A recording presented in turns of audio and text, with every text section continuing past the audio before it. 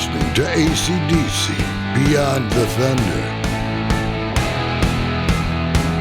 the podcast with the biggest balls of all. With your hosts, Kurt Squires and Greg Ferguson.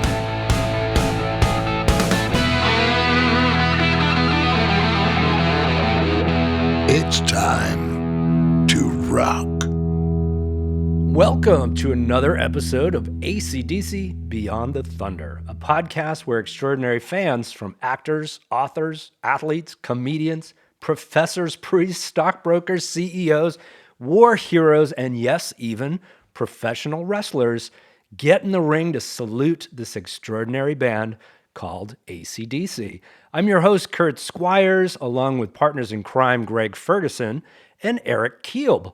Today's guest is a musician, fellow podcaster, author, actor, host, and now film producer, obviously an entrepreneur and force to be reckoned with, but best known in the pro wrestling world as Chris Jericho, cited by many as one of the greatest professional wrestlers of all time.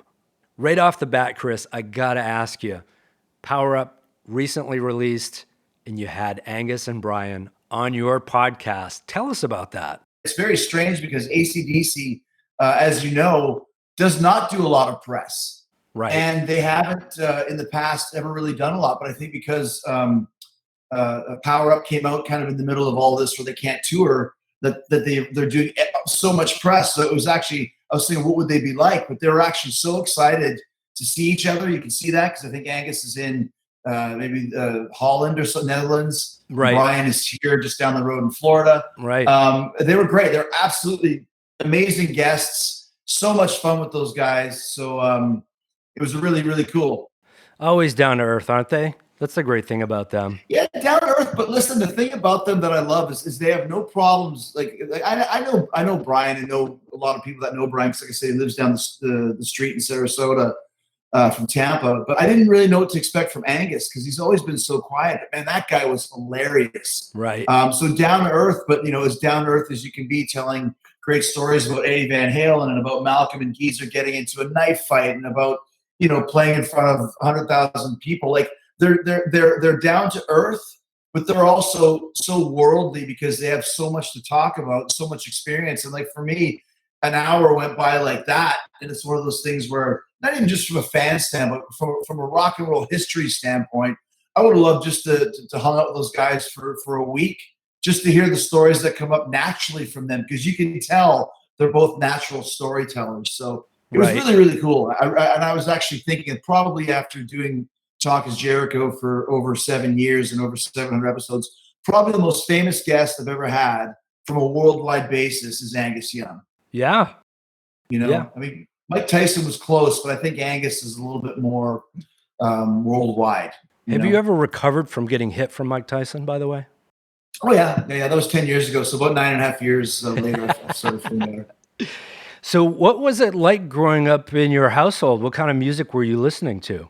Well, when you're talking about Acdc, Acdc in Winnipeg, where I'm from, is it's a very rock and roll city.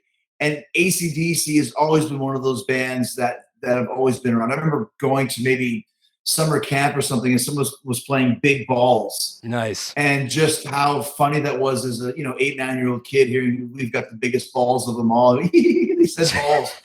And then too, just like I'm like, Highway to Hell.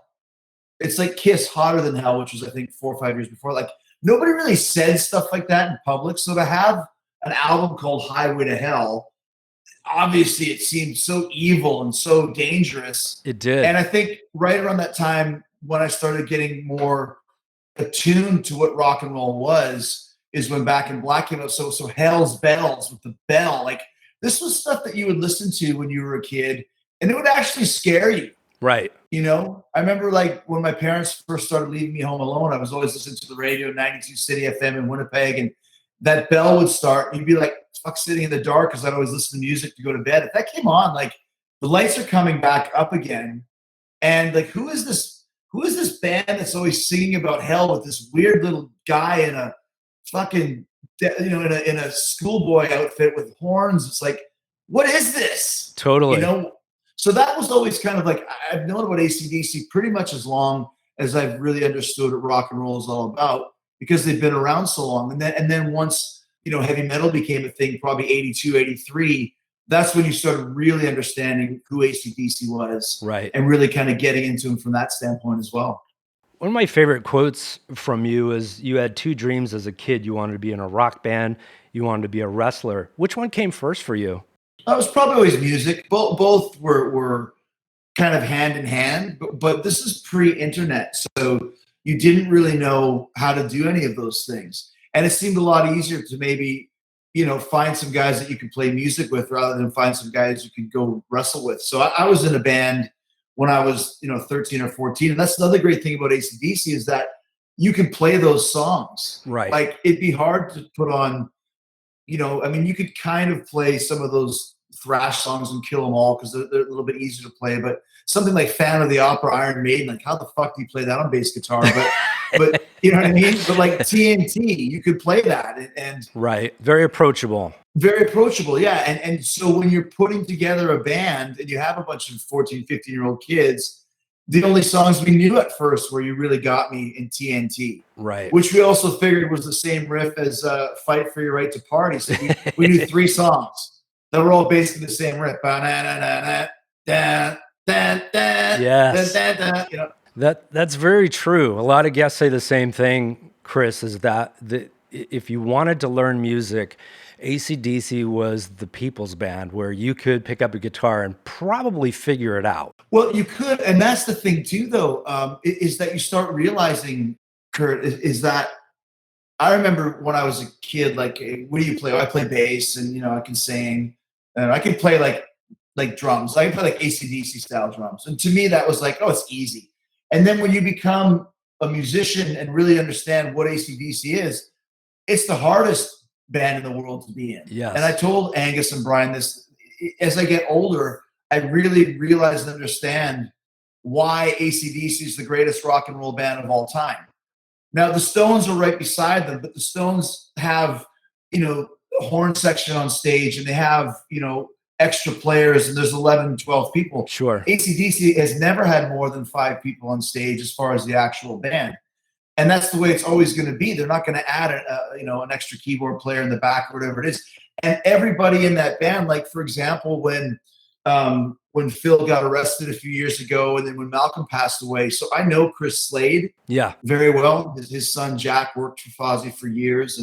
And Chris basically went to Burbank with no invitation of being back in the band. Right. And he never had any indication that he was out of the band in the first place. I know. They basically called him up and said, you know, we need you in Burbank. Would you be available? He's like, okay. So they went to Burbank and rehearsed, I think, for like 3, 4, 5 months of just Angus, Stevie Young, and Chris in a room just going over the parts over and over and over and over again, because they're a machine. Yeah. Right? They're all completely locked in. Absolutely. And that's the real power of what AC/DC is. And like I said, so what at first seemed like, oh, this is so easy as a kid, now you realize it's deceptively easy because it's really fucking locked in, and it's really hard to play that minimally. In the pocket like that, yeah, for sure. Absolutely. Like, I always think about, like, if you go to Let There Be Rock and you watch it live, and it's great if you watch it live in Donington, 92, and then even River Plate. Yep. You watch that and you see the 20 minutes of, if you're a drummer or a guitar player or a bass player, I dare you to try to play that for fucking 20 minutes. Yeah. 1, 2, 1, 2, 1, 2. And this has to be 16ths. And go on forever because Angus is soloing in the crowd somewhere. Right. And that's how, and Malcolm was like James Brown. Like, if you didn't hit that 16th, you didn't hit the 16th on the full fall. Like, I caught you on that, you know? That was a great accent. Thank you. And Chris told me that at that one in 91 Donington or whatever, they had a really big festival at Pantera, Motley Crue, Metallica was on, like in Russia. Oh, in Moscow. That's the one. Yeah. And he said Lars and Tommy were on the side of the stage, like, betting. how long can he go before he has to take a break on the 16th or whatever it was. And the bet was not won because he never did, because was the one thing. Malcolm was very strict on that sort of thing because they very much pay so much attention on that being locked in like that. I love that story. Over the years, wrestling has become synonymous with AC/DC's music. I've heard Highway to Hell, Back in Black, War Machine, Shoot to Thrill. Are You Ready? Are You Ready? Have you ever walked out to AC/DC? No, I haven't. But see, here's the funny thing, like the inside scoop of WWE and AC/DC. The reason why you hear so much AC/DC is because that's Vince McMahon's favorite band of all time. He loves the Rolling Stones and he loves AC/DC. Yeah. So you'll always hear that. I think to this day, they still use Are You Ready as the theme for SmackDown. But I was like, when they used War Machine, I'm like, okay, now you're getting deep. Now you know that Vince is a big fan. Like War Machine, yeah, like, it's a great tune, but most people would be like, okay, you shouldn't know that long. That's AC/DC. Put that on. Let's use War Machine. So, but there's a real synchronicity between kind of what AC/DC does and rock and roll in general and wrestling. Yeah. And you can kind of feel, because it's very hard hitting, right? Electric, synonymous with the crowd. If you have a great crowd, you have a great show on stage or a great match, and it's all, it's a very aggressive feeling that you get when you hear this music. And I say this all the time. I said it to Angus and Brian. For example, if you go to Vegas, well, not now, but if you go to Vegas before the pandemic and you go to one of those, pool party clubs, like it's a big pool and there's right. 1,500 people and it's nonstop with the EMD, right? The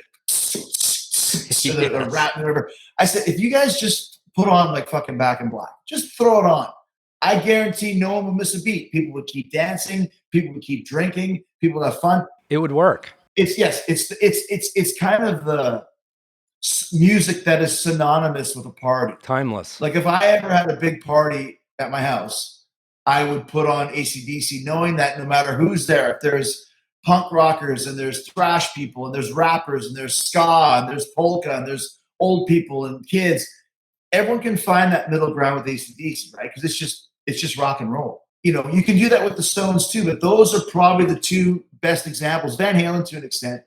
Those three bands would kind of have the passport to fucking, kind of to morph into any party scene. How are wrestling fans and AC/DC fans alike? I always say that not so much AC/DC because it's maybe not quite the same. Everything that AC/DC does is pretty universally acclaimed by their fan base. Right. I say that wrestling fans are a lot more like Star Wars fans and Kiss fans. They know everything and they hate everything, but they'll always buy everything. Right. So it doesn't matter what it is. Like Chris Jericho, that's the beauty of social media, is that people love you, and then the next day they absolutely fucking hate you, and then they're complaining, but then they love it again, and whatever it may be. It's the same way for Kiss. It's the same way for Star Wars. Very, very fanatical. Yeah. And very intricate and know every little bit of detail. All right. Okay, listen, you're a tag team specialist. You're one half of the tag team champions. You're a tremendous competitor, Scorpio Sky, but you are not in the league of Chris Jericho. You understand me?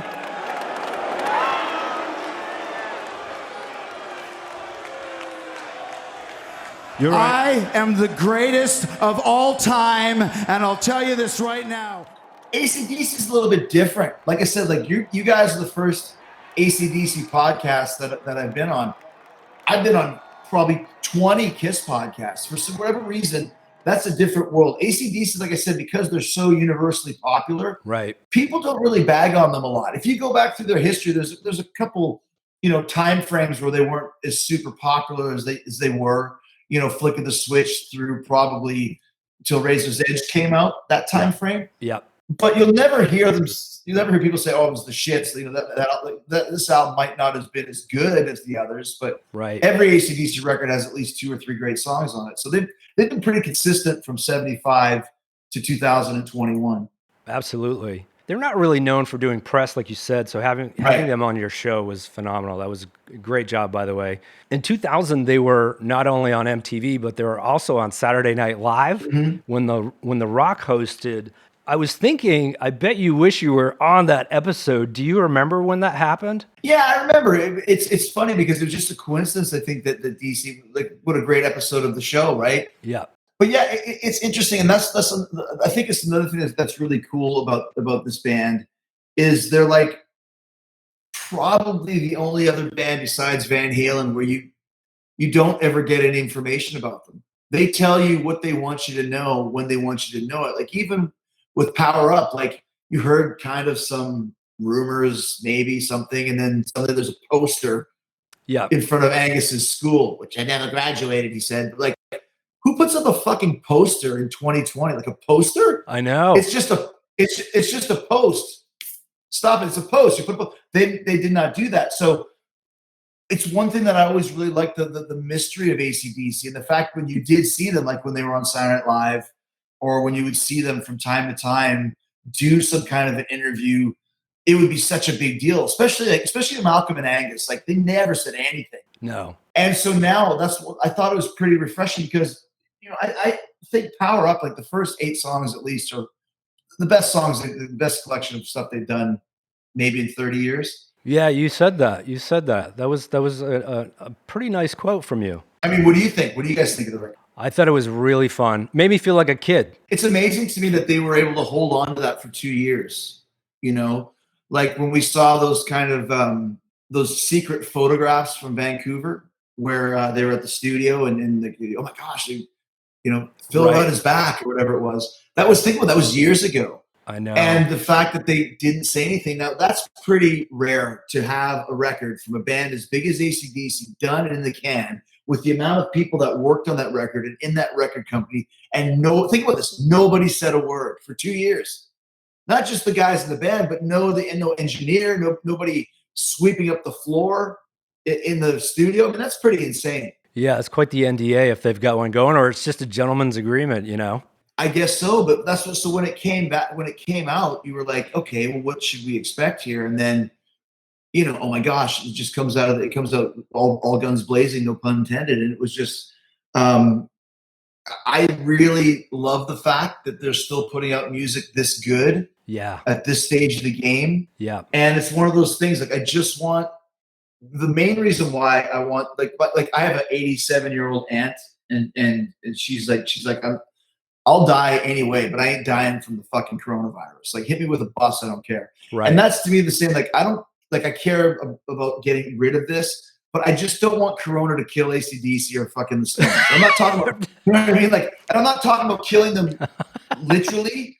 I'm talking about where they can never tour again. Like if they don't want to tour, let them be able to make the decision, not some stupid fucking virus, right? Like, so please, AC/DC and the Stones, go back on tour again when you can, because we want to hear some of these songs live for sure. Yes. Yeah. I wanted to bring up the fact that when the world lost Malcolm in 2017, both Vince McMahon and you individually commented on his death. You specifically called Mal the greatest rhythm guitar player and riff writer ever, which I thought was very cool. I'm the one who actually told Vince that Malcolm passed away. Oh, wow.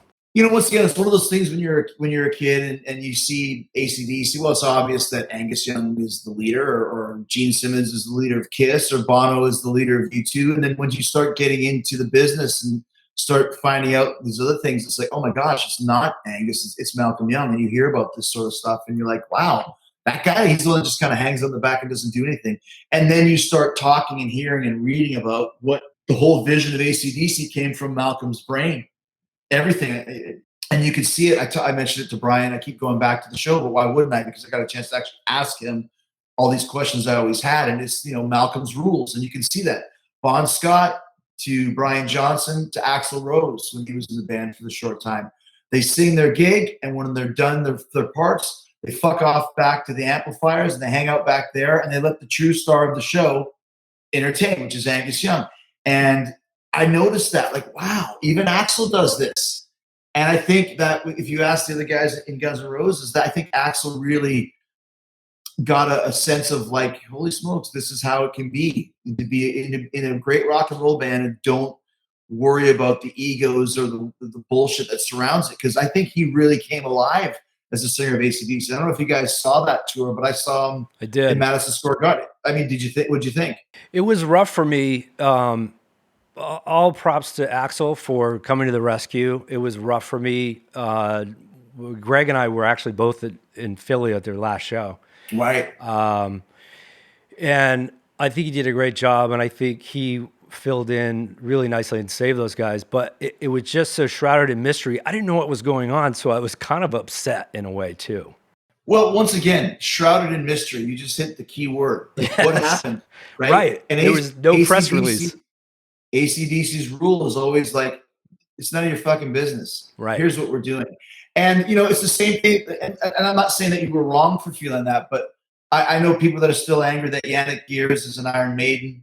I know people that are still angry that Tommy Thayer and Eric Singer and Kiss. It's like, guys, stop. Just enjoy the band for what they are. And that's like, I didn't know why Brian was gone. But listen, I'll tell you this. I saw that tour at Dodger Stadium and then saw it again 6 months later at the Garden. So Dodger Stadium was Brian. Right. And 6 months, 8 months, whatever it was Axl.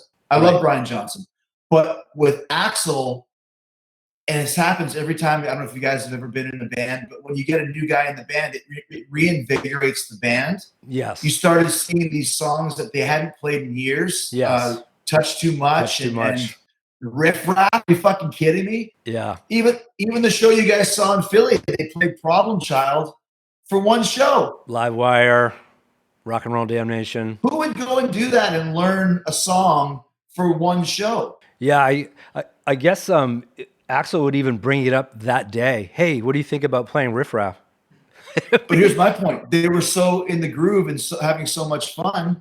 Most bands would not do that. Rehearse for one, forget it. But the fact they did that, that's just like, man, these guys were enjoying themselves. And here's one last thing I'll say. Those songs are fucking hard to sing. That's another thing about AC/DC. People never give enough credit, not just to Bond, but for Brian Johnson. I'll tell you what, man. If you guys can sing or if you can hum, try and do Hell's Bells. It is so fucking hard because it starts high, it gets higher, then it goes even higher, then it goes even higher. Like that is so high. And Axl, that's his wheelhouse. So to hear it sung, and listen, once again, all props to Brian Johnson, one of the greatest of all time, but he's 73 years old. We all know, you get a little bit rough around the edges. Axl's 55 or whatever he is. Right. He was pounding that shit out. It's like, wow, I realized like Thunderstruck too. How high are these vocals? Oh my goodness. It made me respect Brian Johnson even more. Crazy. And now here's a question. What would happen if Angus gave you the call? What would be going through your mind if you had to replace Brian? I could do it. I'm not saying that with any ego. That's kind of my wheelhouse too. Like Hell's Bells is right on the edge. I'd have to have a good day, have a shot of whiskey beforehand, and I could do it. And Thunderstruck too. Like Thunderstruck is very, very hard to sing. So I could do it. But here's another thing I really liked about Axl. Now Brian sings Bond songs. He does a great job. But Brian sings those songs because that's part of the gig. You come in AC/DC, there's a whole half of the catalog that you sing. Right. I feel that Axl embodies not just the vocal of Bond, but the spirit of Bond. Like Axl's the last kind of rock and roll pirate, a little bit unhinged, a little bit rough around the edges where you don't know exactly what he's going to do. Even now, but if you go Axl 20 years ago, like, he might jump off the stage and kick me in the face. Or he might just leave after a song. That's very true. Right? And Bon Scott was more laughable, but Bon's the type of guy that would fuck your girlfriend and beat you up. And what are you going to do about it? You know? It's true. Angus actually said that he related Axl more to Bon than Brian. And I agree with that. So to me, like I said, I'm really glad that Brian's back in the band, but I'm also really glad I got to see that. That would be like, if Paul McCartney joined the Stones for a tour. Yeah. Like the two biggest bands you could get combining forces. Like that was kind of a cool thing. So I'm really glad I saw it. There's a great, I'm not even going to say bootleg. It's a bootleg because it wasn't professionally released, but it's pro shot from that gig at the Garden. I think there's one from Philly too, the show that you guys were at, the very last show. Yeah, I probably shot that. That was me. No, this is pro shot. Like there's camera splices and camera angles. Somebody put it together. Yeah. And it's up right now. So if anybody hasn't seen that Axl gig, it's worth checking out because it's a lot of fun. Yeah, actually, Greg and I were sitting, we had really good seats, and we captured a lot of the show, but the last part where Cliff gave his little bow, they used that on Rolling Stone's feed, which was pretty cool. They got a lot of hits. We talked about that too, and I said, Cliff looked like it's like the Running Man. If he walks past this part, Yes. his electronic thing is going to explode. And he's like, no. Like Angus just grabs him and takes him past the comfort zone. Matthew's going to kill me. That's right. It's a dog collar for bass players. You can't go past this mark. That's right. I wanted to switch gears to Fozzy real quick. It's your 20th anniversary, is that right? Yeah. I guess it is kind of our 20th anniversary. It's weird for us because we started, our first record came out in 2000, and then we did one in 2002 and one in 2005, and then we kind of took 5 years off and really kind of figured out what we wanted to be and who we wanted to be. So it's almost like two phases of the band. So it's technically 20 years, but the Fozzy that has become what has become now, I would say, is closer to 10. Yeah. So I was kind of equipped. It's like Pantera. There was the years before they had Phil Anselmo, and then the years afterwards. So technically it is 20 years. I wanted to say, we were listening to some of the earlier stuff you did on the way over, a lot of covers, and your version of Riding on the Wind by Judas Priest, come on, man, that was killer. Has Rob Halford ever talked to you about that? And Rob's great, man. Rob likes Fozzy for Fozzy, which is Rob loves new music. He keeps his finger on the pulse of new music, which is really cool because a lot of guys, especially him, who's almost 70, don't do that. Right. But Riding in the Wind is the first song I ever sang in the studio, which is That's a lot hard. different from and it's one of those ones. It's like when James Hetfield listens to Metal Militia. I don't think he really likes it because it's the same for me. Riding on the Wind, I'm like for me. But singing in the studio is a lot different from singing in the shower. I'll tell you that. In the shower, everyone sounds like fucking Freddie Mercury. We noticed you had no AC/DC covers in there. Well, we didn't, but here's the funny thing. We now do an AC/DC cover every tour. Yes. It started on the Judas tour where we started doing TNT. Actually, maybe the tour before that might have been Do You Want to Start a War? And then Judas, we switched it to Dirty Deeds. Yep. Problem Child we did. Yeah, we did that on the cruise. And then we have another one of mine for the next tour. But here's like going back to what I said earlier. We opened for Iron Maiden in September of 2019 in the stadium in Los Angeles, the Bank of California Center. Fun. And it's a fucking stadium. And so there was, 30,000 people there. And we're on right before Iron Maiden. There was just 3 bands that night.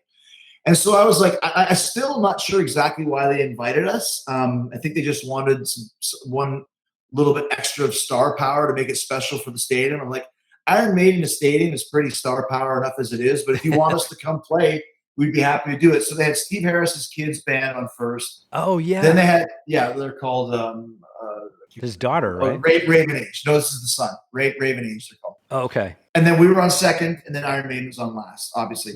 So I said, listen, we put together a set. You got 45 minutes, so that's usually about 8 songs or so. So you pick the best ones you think are going to fit the Iron Maiden crowd. I was like, listen, let's end with Dirty Deeds. That way, even if people have no idea who we are, at the end of the set, we'll have gotten them enough to where like, okay, these guys are cool, but let's play something that everybody knows. The whole place will be singing it. The whole place will be digging it. Perfect. And that's exactly what happened. I mean, Dirty Deeds done dirt cheap at an Iron Maiden gig. Dirty Deeds, dirt cheap.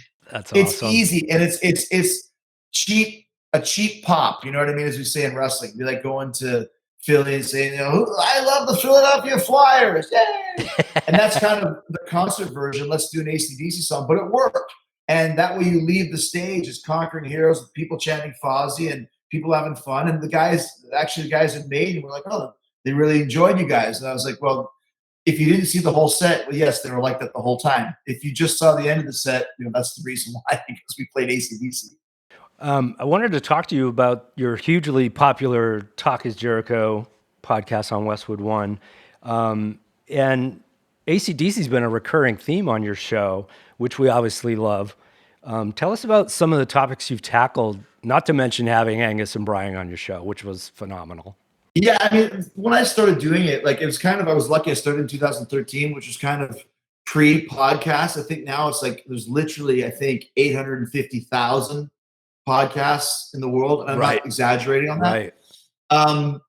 So I was able to kind of get a little bit of a foothold in the market right away because of that. Right. And so, and the reason why is like I just wanted anything that interests me, so it's not just going to be wrestling, or it's not just going to be music. It'll be paranormal, conspiracy theories, and watch-alongs, and comedians, and porn stars, and there's a pro surfer, let's talk to him, or there's this, there's that. And a thing that we do is the classic album clash. That's always a lot of fun, where we take two albums from the same band and kind of debate song by song, right. Or we've done, I think we did a Back in Black 40th anniversary show where we just talk about that album, how big it is, and kind of do a track by track there. So all those things kind of, whatever interests me. And my goal was, let me build up the show to where people like me as a host, and then they'll listen to whatever I give them, and that basically is it, and sometimes some shows do bigger than others. But to me, they're all just as important because it's something that I'm interested in. Usually if I'm interested in it, people will trust my judgment and be interested in it as well, or at least know that it's going to be entertaining. Well, you've had some great stories along the way in your life, from, arguing with Bob Barker to jamming with Little Richard and altercation with Mickey Rourke. It's all good radio, man. But, Yeah, a lot of stories, that's for sure. Getting down to the nitty gritty of our podcast, ACDC Beyond the Thunder, it's about how it's influenced different people in unique ways. Of course, you're a professional wrestler. How has ACDC influenced you the most? That's a pretty good question. I think, I think, the famous quote I think somebody said to Malcolm one time is, ACDC's done the same album 15 times. He's like, you're wrong.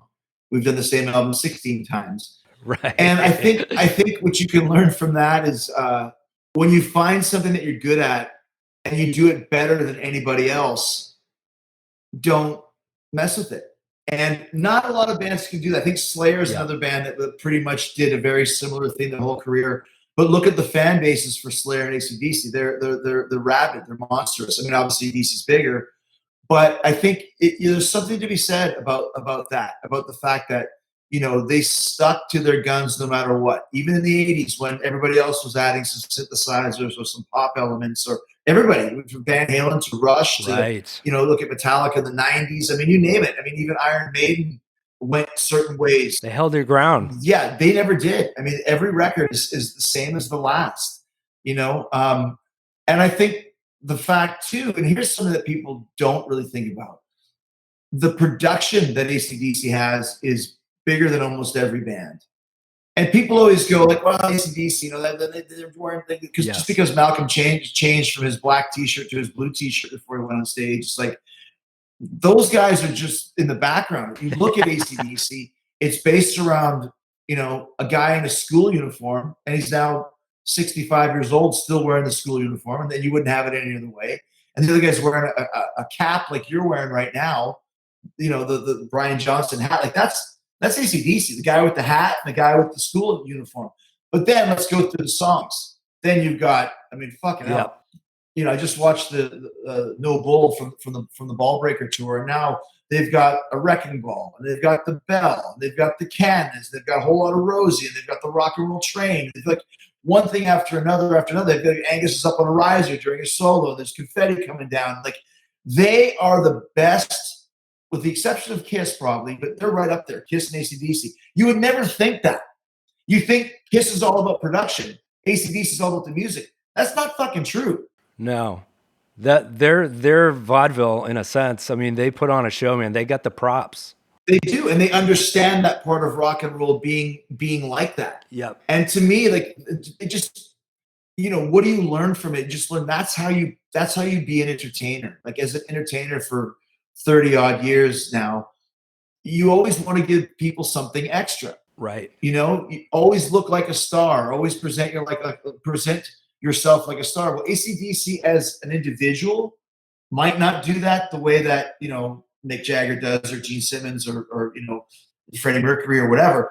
But as a band, Iron Maiden is like this too. As a band, they present themselves as the shit. Right. This is it. You don't want to go anywhere else. When when ACDC played Download Festival in England, the biggest festival in England a few years ago, Right. they didn't just get the main stage spot. They brought their own main stage. That's right. They were pretty exclusive on that. That's right. Yeah. So here's the stage that every band played on. And then when ACDC was ready, everyone walks over to this stage, which is ACDC stage. Like, that's how you do it. Like, you guys do what you want on your stage. We're just going to build our own stage. We are? Yep, we are.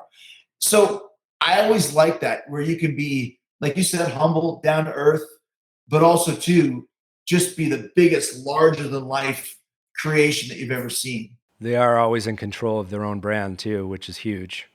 Always. I mean, it was a huge, when Malcolm passed away, Angus, think of the burden that he had. Not only does he lose his brother, and he loses his other brother, George, about 2 months later, but now he's basically the sole last man standing boss. Yeah. Of ACDC. And then Brian's gone. So that last incarnation of DC was Angus, Axl, Cliff, Stevie, Chris, and then Cliff was retiring. So then who they brought in? There's probably another young brother somewhere in fucking Sydney that plays bass, or the guy from Rose Tattoo that was Bond's favorite, or whatever it is. But it would have just been, I think the smartest thing that he could have done was kind of get the band back together, bring back Phil. It's funny you mentioned that the original bass player for AC/DC actually is the bass player for Rose Tattoo now.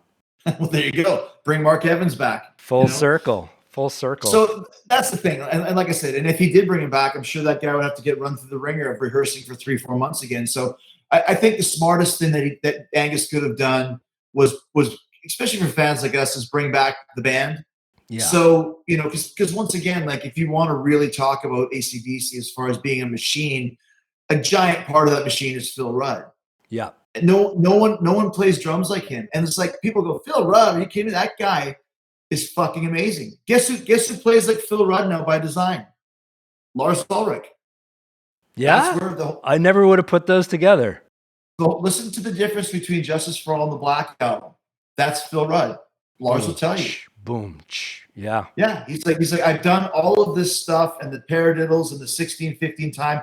I can't compete with Lombardo. I can't compete with Charlie. I'm taking it all away, and we're gonna do,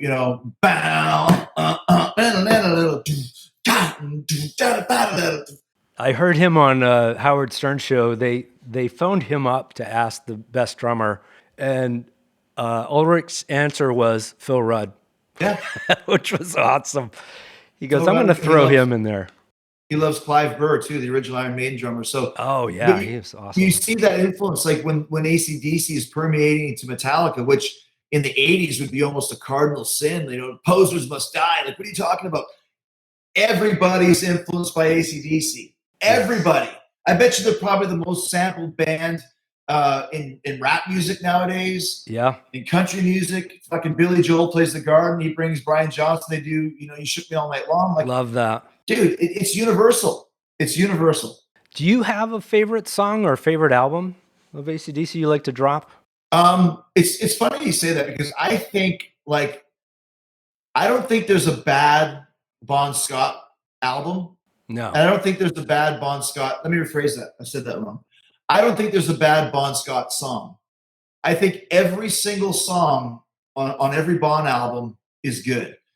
And I think that continued over to Back in Black. And I think For Those About to Rock is the first one that, for me, had some songs that I didn't really quite like. Mm-hmm. I think High Voltage is amazing. I think Let There Be Rock is amazing. Obviously, Back in Black is the best. But if you're going for one that no one really talks about that I really love, is Fly on the Wall. Yes. You know who else said that? Someone like Ryan Adams said that's one of his favorite albums of all time. And I was like, Fly on the Wall? Really? Awesome.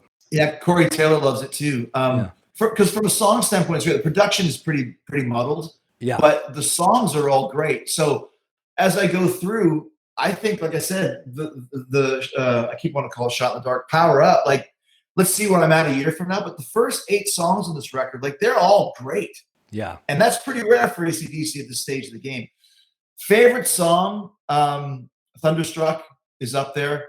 I have a great drinking game that if you want to get drunk fast, I used to do it on the bus in WWE, where if you want to get drunk from the arena to the hotel, if there's like a 30-minute drive, I can do it. It's the Thunderstruck game. Every time they say thunder, you take a drink. Oh, that's brutal. I don't know if you guys are drinking men or not, but give it a try next time because you're thinking thunder, thunder. But wait till it gets to the end. Thunderstruck, thunderstruck, thunderstruck. It's thunder. That thunder. sounds dangerous. To be pissed drunk by the time the song is done. New game out there, kids. Thunderstruck is up there. Hell's Bells because of the Nelly line. I love Sin City. I love Shoot the Thrill. There's so many, man. Just throw a dart and pick one up. I know. They're all great to me. You know, I saw you on Eddie Trunk's show, and you were sporting, for those about to rock, tattoo, which was the Cannon, which was awesome. Can you tell us about that thing? Yeah, I decided I wanted to get a tattoo based around music, kind of make a whole amalgamation about music, but not have like ACDC or Iron Maiden. So I picked images from the different records that stood out to me that I liked. And when I thought about ACDC, I thought, well, the Cannons are pretty legendary. So it's one of those things, if you're a fan, you get it. If not, it just looks like a cool double-barreled cannon on my arm. Right. Chris, I wanted to talk about, going back to an earlier quote, everything has been an offshoot of rock or wrestling, and you've certainly had a fun and colorful career outside the ring and off the stage, from Dancing with the Stars, hosting appearances on TV, in Sharknado 3, which was phenomenal. You're an author. My favorite title, The Best in the World at What? I Have No Idea. Very self-deprecating writing style, which is awesome. Yeah, all of my books kind of have that little bit of a self-deprecation to it. Writing is fun. It's kind of fun, but you'd probably rather be doing than writing. I started as a journalist before I went to wrestling school, where I worked for the Winnipeg Sun. It was called, like, kind of as a sports reporter. But I was kind of a low-level sports reporter. I didn't get to cover the Winnipeg Jets or the Winnipeg Blue Bombers. They would send me to swim meets, the Winnipeg Blue Bombers fashion show, and this is real, a Tiddlywinks competition. No way. Yes. That is riveting reporting. How did you do it? Riveting reporting. Oh, fucking very badly. So that's when I said, you know what, dude? Like, yeah, I'd rather be the one being written about than doing the writing. Right. But then, having said that, that's why I enjoy writing books about the stuff that I've done and the ridiculous, kind of moments in my career and that sort of thing. So, I think the more things you can kind of do to spread your horizons, expand your horizons, the better it is for you. And now adding producer to your title, we watched your film that, was it Eli Roth had turned you on to, or were you, tell us a little bit more about this film. No, that was his quote about our film, was that's the best documentary that he's seen in a long time. Did he say? That's amazing. I turned it on to him when we finished making it. Yeah, it's called I'm Too Old for This Shit, and you guys saw it. So what did you think? I thought it was super fun, emotional for these guys, a dream come true story. I kind of referenced it as the Anvil of Florida. In a lot of ways, the difference is the Anvil documentary, Anvil never stopped playing and touring. Yeah. Whereas Siren was a band in the early 80s, and everybody had a band in the early 80s that was going to make it. And theirs kind of had a little bit of steam and then just sputtered out and died. And that was it. Some of the guys never played instruments again until like 35 years later. They found out they had a pretty substantial fan base in Germany from some demos that had gotten over there. And they were asked to play this big festival. And I was like, I know the drummer. And I was like, come on, that never happens. He's like, no, I'm serious. Like, they asked us to play Keep It True Festival. Like, you guys haven't played in 35 years. I know, I understand it. So I said, I'm going to send a television crew or a camera crew, because it's either going to be a total shit show or it's going to be like the best feel-good story ever. And what we got was even more than I expected. A great story and how to always follow your dreams, because you never know when they might come true, even 35 years later. So these guys go to Germany and they play the festival, and it was real. 5,000 people chanting their name. And it's just a crazy story about how this all took place. Yeah, I loved your interviews in there, because you were kind of like not buying into it, which was very authentic. No, because it's true. Yeah. I didn't buy into it, because when does that, I've been playing in bands for 30, 40 years too. I've been in Fozzy for 20 years, like we said. It doesn't work that way. Like, it's hard to get booked on a festival. You guys just did nothing for 35 years, and now you're and not just on the opening, you're actually one of the headliners of this festival. Bullshit. Right. I couldn't believe it. And then I actually realized that this is real. So let's go document it and see what happens. Because like I said, it's either going to be a total disaster, which would have been a terrible movie, like just horrible, making fun of my friend as his dreams get trod upon. But it was the opposite. They went over and had a great time, and really everything that they were promised came true, including these rock and roll dreams. So, and it was cool because it took about 2 years or 3 years to make it. And then, you think, oh, you get it, you put it on iTunes and Amazon. Well, it's not easy to put it on iTunes and Amazon. It doesn't work that way either. So to get it on iTunes and Amazon and all these other platforms was a big deal. So it was exciting for me. It was my favorite part, I think, was watching these fans' reactions when they were in person meeting this band. And they were like almost like teenagers, Yeah, exactly. Is there anything that you wanted to talk about, Chris, about AC/DC that we haven't covered yet? No, I mean, it's always cool to talk, with fellow, fanatics and fans and all that sort of thing. And like I said, to me, the best thing about DC is they'll never stop, and they'll never stop until Angus is probably gone off this earth. And the fact that they put out this great record in the middle of this pandemic, and it's like, now I'm just waiting. Now I'm really chomping at the bit. Not only do I want to go back on tour with Fozzy and want to go back in front of crowds with AEW, but I want to go see some shows. And one of the first ones I'll go to is AC/DC. And we all deserve a little AC/DC after the year that we just went through. So well said. And I also say too, like, I mean, we legit lost not just Neil Peart and Eddie Van Halen. We lost Rush and Van Halen. Like, they're not coming back. You will never see Rush live or Van Halen live again, at least not in the proper sense of the term, right? Right. So now the fact that AC/DC is still alive and Kiss is still alive and these bands are still out there, now more than ever, I really want to go see them play, because you just never know when we won't be able to see them anymore. How many times have you seen them, AC/DC? I'll see if I can go through it. I saw the Who Made Who tour. Okay. Where they did the soundtrack record. Right. For Maximum Overdrive. And it was called the Who Made Who tour. I was there. Yeah. Queensryche was the opener. Yes. Then I saw Blow Up Your Video, and White Lion was the opener. Yes, and that's I saw them Thunderstruck tour, and I think it was LA Guns. LA Guns. Man, you were good, Chris. Yeah. Then I saw the Ball Breaker tour, but I don't remember who the opening band was for that, so I probably skipped it. Probably didn't like it. In '95, who was it? Slash's Snake Pit? No, that was Stiff Upper Lip.